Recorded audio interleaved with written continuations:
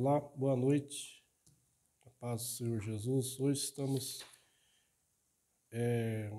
gravando a terceira aula desse trimestre, que é utilizando a revista, né, da CPAD, Lição Adultos, Lições Bíblicas, e lição de número 3, As Sutilezas da Imoralidade Sexual.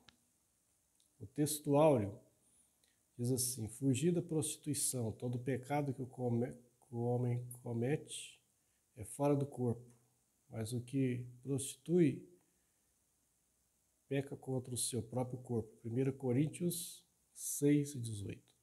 A verdade prática diz: as Escrituras condenam toda forma de prática sexual fora da esfera do casamento instituído por Deus.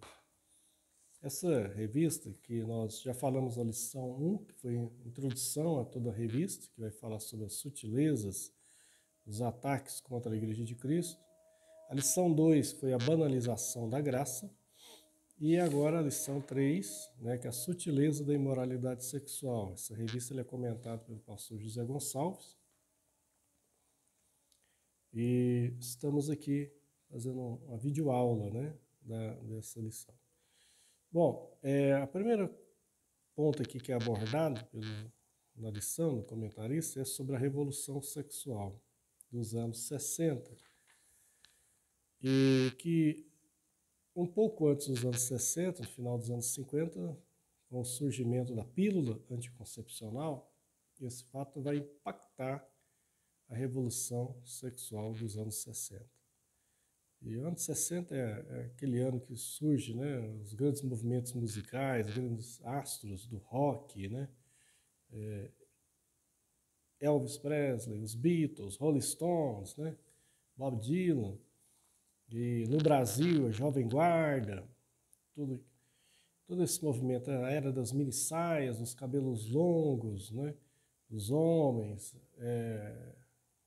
e todo aquele movimento cultural, o movimento hippie, que impactou os anos 60 e 70. E no meio disso, a chamada revolução sexual. É quando incentiva o amor livre, né,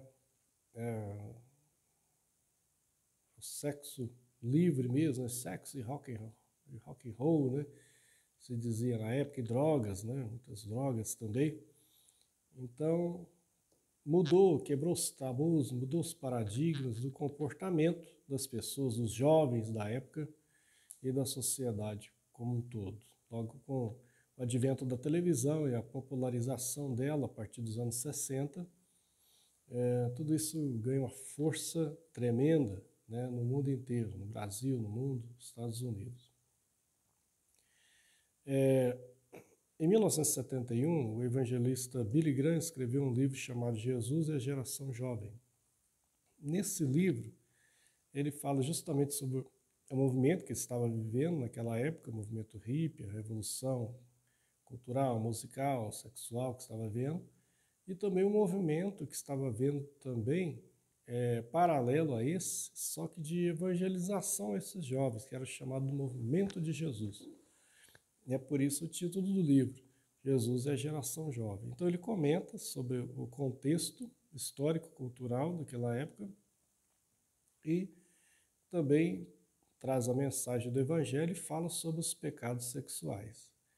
O livro foi escrito em 1971, há 51 anos atrás. Então fica aí a dica de leitura, Jesus e a Geração Jovem, Billy Graham.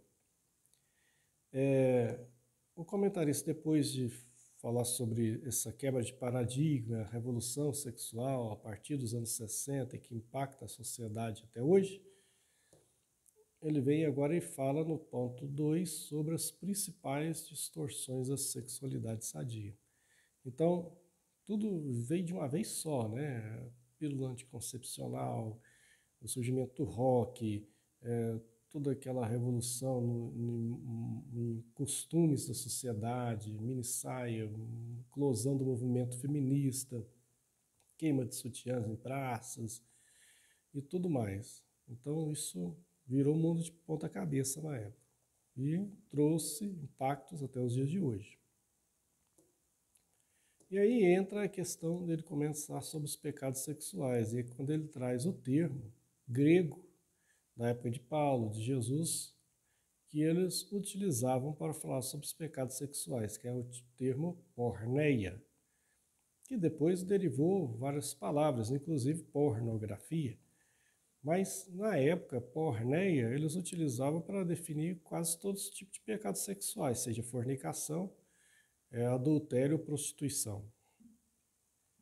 E havia, só que essas palavras têm diferenças do significado delas sobre esses pecados. Por exemplo, fornicação é o ato sexual de pessoas não casadas, né? Solteiros não casados.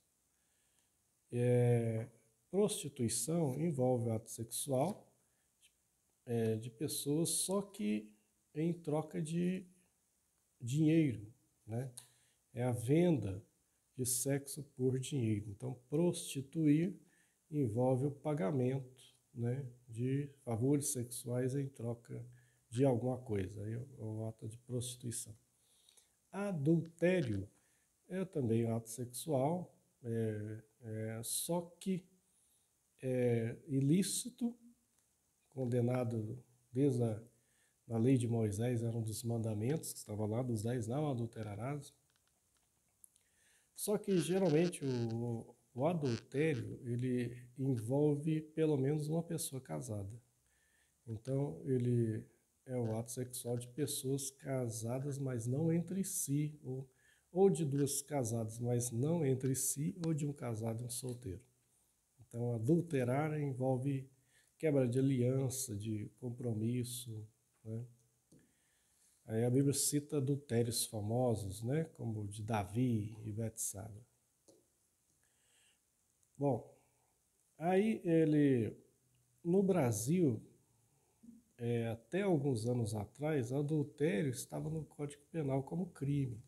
Hoje ele não é considerado pela lei brasileira como um crime, mas ele é um pecado, né?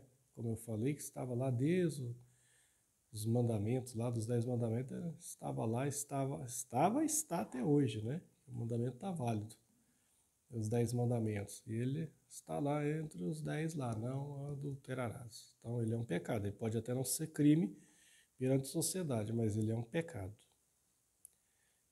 Prostituição é algo antiguíssimo, né? Alguns dizem que é a profissão até mais antiga da humanidade, só que é um ato terrível que durante a época que Israel estava iniciando como nação, esse pecado ele é associado com a idolatria. Então, muitos povos vizinhos de Israel praticavam a idolatria junto com a prostituição. Os cultos a muitos dos deuses das nações que rodeavam Israel, como Baal, Astarote, envolviam orgias sexuais, né? E prostitutas, entre aspas, sagradas, né?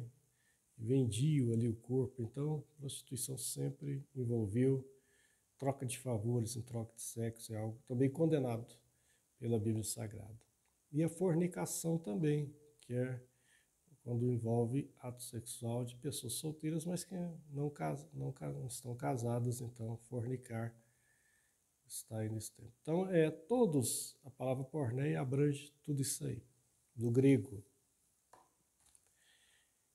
E a Bíblia Sagrada, ela tem o livro, por exemplo, de Provérbios, ele traz muitas advertências, né, sobre pecados sexuais, tanto para o solteiro como para o casado. Se você pega principalmente os capítulos 5 e 6 de Provérbios, ele vai trazer conselhos, advertências para a vida das pessoas sobre esses pecados.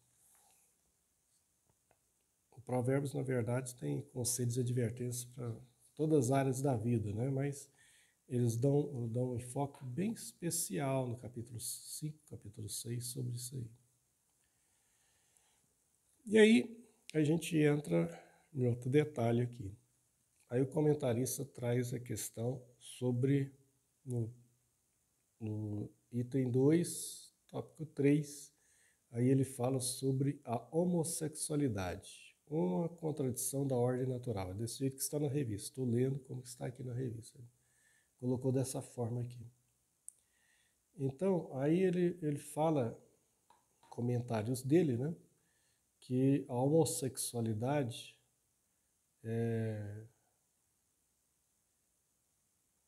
ele fala assim, os cristãos que veem a Bíblia como sua única regra de fé compreendem a homossexualidade como um comportamento adquirido e não como um determinismo biológico. Não há nenhum dado científico confiável que diga que a homossexualidade seja genética. Em outras palavras, um comentário aqui do comentarista, não há como dizer que alguém nasce homossexual. A homossexualidade é um comportamento adquirido e vários fatores fazem parte desse processo. E depois, no outro item, na hora que ele fala sobre um padrão bíblico para uma sexualidade sadia, ele vai voltar, né, falar sobre a homossexualidade, falar sobre o pastoreio cristão e a prática homossexual. Ele fala assim, mesmo reprovado o comportamento homossexual, por ser incompatível com os valores cristãos, a igreja não deve de forma nenhuma deixar de enxergar a pessoa do homossexual como alguém que foi feita à imagem e semelhança de Deus. Ele cita Gênesis 1:26. E que, portanto, também é amado, né? João 3,16, é o texto que Deus amou de tal maneira. Mesmo que tenha sido desbotado pelo pecado, porém nenhum homem ou mulher deixou de ser a imagem de Deus. A igreja, portanto, não deve rejeitar o homossexual, como não deve rejeitar as demais pessoas que agem de forma contrária aos valores cristãos. Todavia, por acreditar que a homossexualidade deve ser vista como um comportamento adquirido e que como prática o afasta daquilo que preceitua a Bíblia sobre a correta expressão da sexualidade, que ela ensina e ordena o abandono e abstinência da prática por parte daqueles que se converteram à fé cristã. E aí ele vai dizer que a Bíblia reconhece como sexualidade sadia e que incentiva, né, como padrão apenas a sexualidade dentro dos laços matrimoniais. Então, um casamento hétero, monogâmico, é o padrão bíblico da sexualidade sadia, um casamento hétero e monogâmico. Ele encerra falando assim. Bom, isso foi o que o comentarista falou. Agora é o seguinte. Primeira coisa que é bom a gente entender aqui. Primeiro que hoje, atualmente, o termo que é mais citado para a questão, nesse caso aqui, não é nem homossexualidade mais. Hoje, utiliza-se mais a expressão homoafetividade. Então, falar de pessoas homoafetivas, né? Que aí entra aquele grupo lá de várias letras lá, LGBT, tá, mais, não sei o quê, né? Que sempre estão acrescentando um número e uma letra. Mas é como se define hoje, né? Questão homoafetiva. Então aí entra a questão dos gays, das lésbicas, grupos mais variados, como pansexual, transexual, né? E entra diversos grupos. Então, o termo hoje é homoafetividade. Homossexualidade seria mais homossexualismo. Então, eu tenho que definir o que é o homoafetivo, que é a pessoa que vive nessa condição, e homossexualismo. Seria, na verdade, aí sim separaria, porque seria aqueles que defendem uma causa, né? Defendem uma causa, uma bandeira, um ativismo. É bom que se diga que nem todo homoafetivo sai defendendo tais causas, né? Nem toma nessas bandeiras. É bom que se diga isso, é bom que se separe. A gente já teve até na política nacional pessoas que eram deputados famosos, já falecidos, e que era homoafetivo e não defendia essa bandeira, né? Não vou citar aqui o nome, mas era caso bem conhecido no país. A grande dúvida e a grande polêmica é a seguinte: a pessoa nasce ou não assim? E como que a igreja deve se comportar em relação a isso? É outra dúvida. O comentarista falou aqui acertadamente aqui no final, né? A igreja não deve rejeitar a pessoas. A gente tem que ver algumas coisas.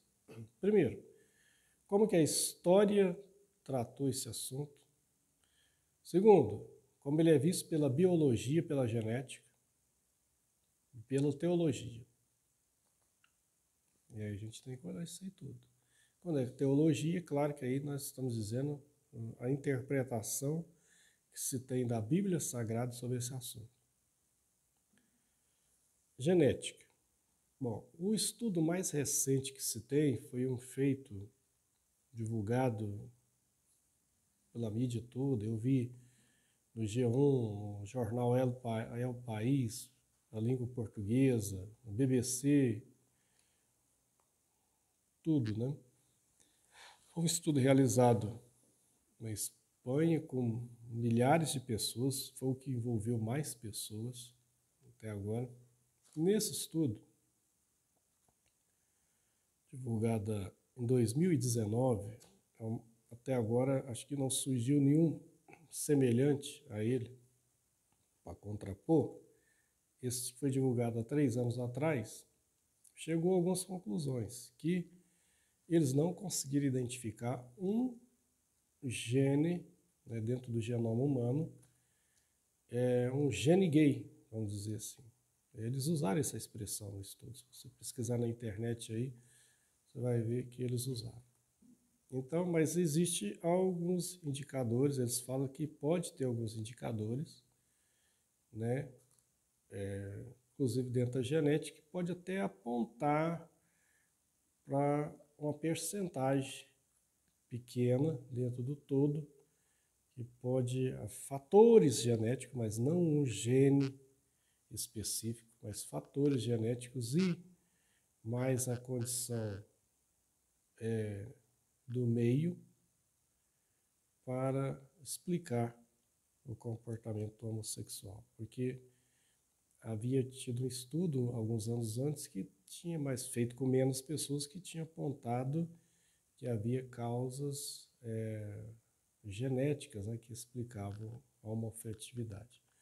Eles, na época, justificavam que entre os animais há comportamentos, né, de animais assim, e também aplicava aos seres humanos. Mas esse estudo disse que não conseguiram identificar um gene gay, vamos dizer assim, específico para isso, mas que pode ter fatores genéticos que ajudem a contribuir e o comportamento do meio. Se a gente for olhar na psicologia, na pedagogia, você vai ver vários estudos sobre o comportamento humano como um todo. E há aqueles que vão dizer que existem coisas que são inaptas do ser humano. Se você for ver, inclusive sobre o aprendizado, né, humano, como Piaget, Vygotsky e outros, e há aqueles que vão dizer que o homem é o produto do meio, né, que o que manda é a influência do meio. Outros não, que é aquilo que ele já tem inato, né? E nesse caso também seria também aplicando. Então, aqui o comentarista está defendendo o quê? Que a prática homossexual ela é aprendida, ela é fruto do... Ele está querendo dizer isso, do meio, né? Da influência que a pessoa recebe, e não que ele nasce assim. Então, agora eu fico pensando, né? Essa foi uma pesquisa grande que foi feita, mas é claro que as pesquisas científicas, elas hoje tem uma que aponta numa direção, daqui a alguns anos alguém faz outra e pode apontar noutra direção. Então, é importante que a igreja ela tenha em mente o seguinte, a homoafetividade não é uma coisa agora que surgiu agora. Não. Ela existe há muito tempo. Desde bem no início da história humana a gente já vê, né? Então você vê a história de Sodoma e Gomorra, você vai ver na época de Jesus, de Paulo, você vai ver lá no livro de Levítico já falando sobre comportamentos, né? Assim, sendo condenado à prática em deitasse pessoas do mesmo sexo, né? O homem, né? Era punido até com a morte. O Levítico está assim. Assim como o Levítico condenava a morte, outros também, não era só isso não. Condenava o adultério também, o apedrejamento, né? Furtos e muitas outras coisas, não era só isso não. Quando chega na época de Paulo e de Jesus, era cultura grego-romana. Aí, se você for olhar lá a história dos gregos e como que era visto a homoafetividade na época deles, você vai ver que eles, vou comparar com os dias de hoje, tinha coisas que aquilo ficava devendo. Os romanos, pra você ter uma noção, de 15 imperadores romanos, 14 apresentaram comportamento homossexual. De 15. Essa era a elite política do Império Romano. Grandes filósofos como Sócrates e muitos outros, né, apresentavam esse comportamento. Então, o que era muito comum naqueles dias lá? Era a questão de pessoas mais velhos utilizarem meninos, garotos novos lá para essa prática. Era algo tremendo, terrível, que ocorria naquela época. Então, quando Paulo escreve Romanos capítulo 1, e ele vai falar que as mulheres deixaram o contato natural, os homens deixaram o contato natural com a mulher, né? Ele está falando ali do contexto dele lá. O contexto, ele está escrevendo aos romanos, então ele está mostrando, falando aos romanos que era realmente o contexto que eles viviam lá, era um contexto terrível, de orgia tremendo, né? Ele está falando o mundo daquela época lá. Quando o textuário citou 1 Coríntios capítulo 6. A cidade de Corinto era uma cidade extremamente imoral, mas muito mesmo. Corintianizar significava ser imoral. Aí ele escreve o capítulo 6 e vai falar sobre diversas coisas lá. Fala, olha, amados, sabem que no céu não vou nem isso, nem aquilo, entrarão no reino do céu. Ele vai citar várias coisas. Ele fala sobre efeminados, mas não fala só de efeminados. Ele vai falar os mentirosos, os roubadores, beberrões. Ele vai falar de muita coisa. Ele vai falar, vós, esse era o comportamento de vocês, mas agora vós fossem lavados, fossem justificados. O que Paulo está querendo dizer? Que na igreja de Corinto, onde ele estava escrevendo a carta, havia algumas pessoas que antes faziam tudo isso que ele está citando ali. Mas ele fala, mas agora fossem lavados, agora fossem justificados, agora, né? Então ele fala que agora eles, com Cristo no coração, receberam Jesus, tal. Então havia pessoas que viviam dessa forma e agora haviam sido alcançadas pelo Evangelho.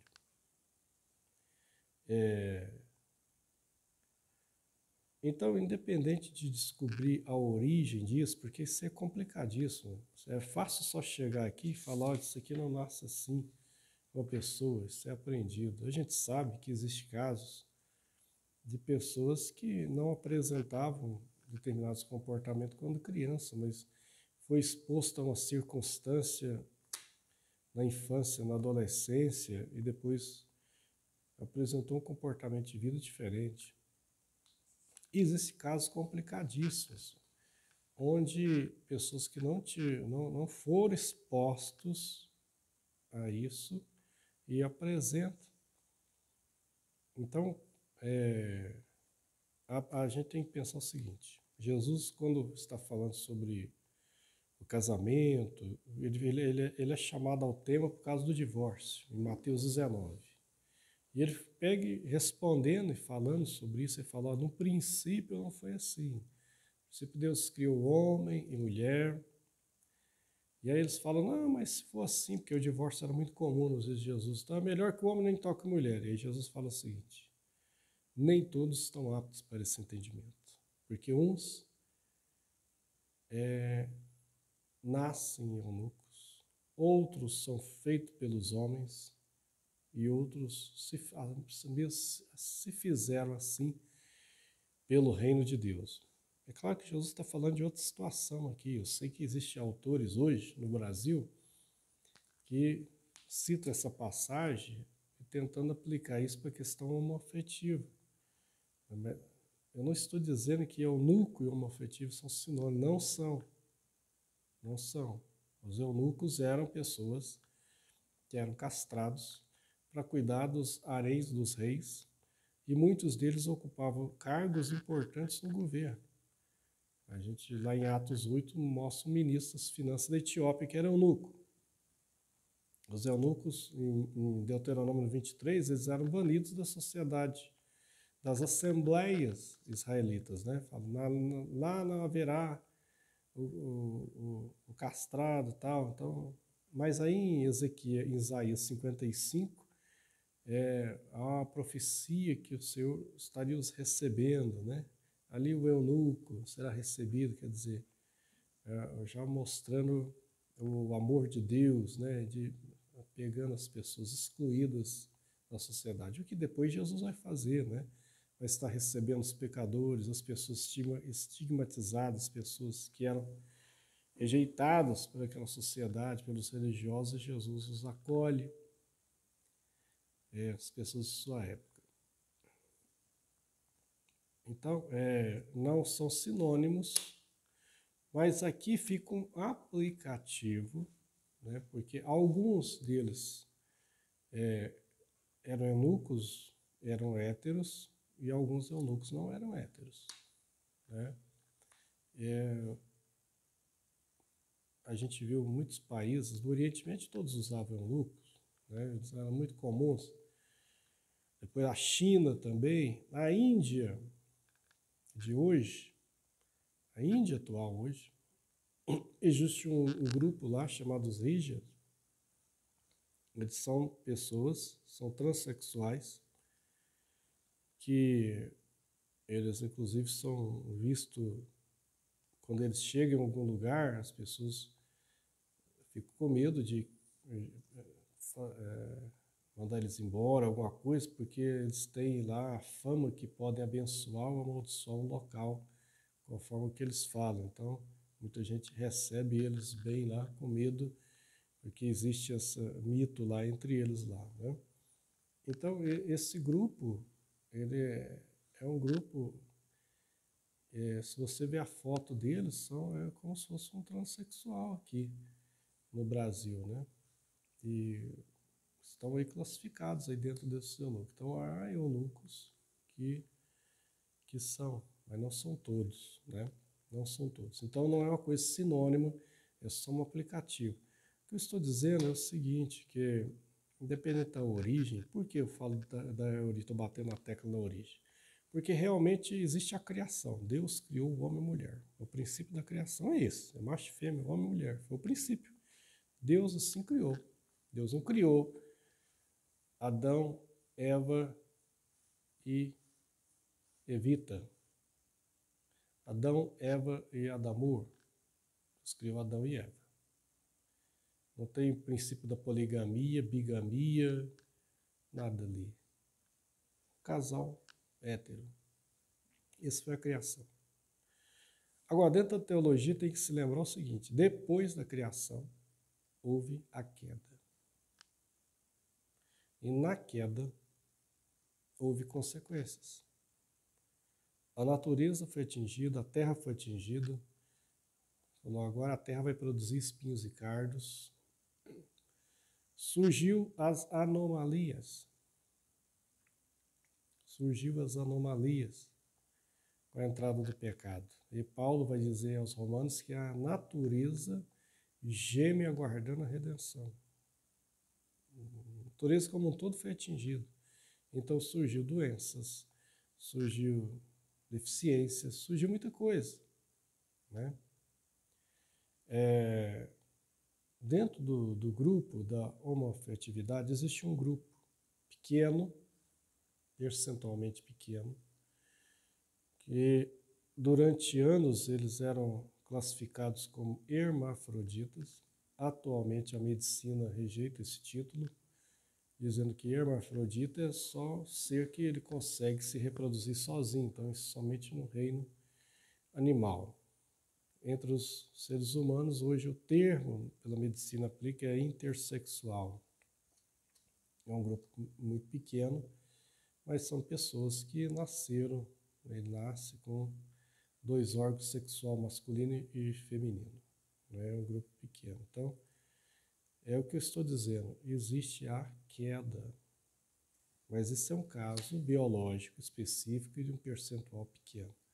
E existem os outros casos que não tem uma explicação biológica, falando assim, mas às vezes psicológica. É o caso hoje que está havendo muito, né, da questão da transexual, onde a pessoa diz que ele nasceu de uma forma, de um gênero, mas se sente desde pequeno que é uma pessoa que está no corpo estranho, ele se sente de outro gênero, né? É o que está sendo divulgado. E a igreja? Bom, em 2013, o recém-eleito Papa Francisco chocou a imprensa quando ele, retornando da viagem ao Brasil, que ele fez, né, foi uma das primeiras viagens pontificado dele, ele no avião, numa entrevista, pega e fala sobre os homoafetivos, né? E fala, olha, se uma pessoa é gay, ele procura a igreja, eu tenho que recebê-lo. O Papa Francisco falou isso, né? Não posso rejeitá-lo, não posso discriminá-lo. Aquilo foi uma certa mexida, porque até então sempre havia uma atitude condenatória, vamos dizer assim, né? Então aquilo, ele falou então de que não que concordava com isso, mas que tinha que ter um atendimento pastoral, nas palavras dele,